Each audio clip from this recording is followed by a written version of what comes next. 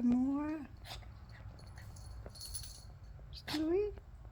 Now let us recapitulate. Honey boy. He said she would be spoiled as no other woman has ever been before. It's all right, but it's a bit vague. I like everything spelled out.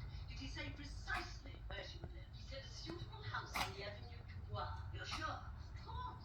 Very good. Circles? Yes, he mentioned circles. Stewie? What about an automobile?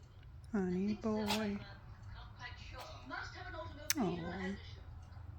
I'm sure he didn't mean to be evasive or ungenerous. He suggested that you and I and our lawyer meet at his lawyer tomorrow and draw it up in detail.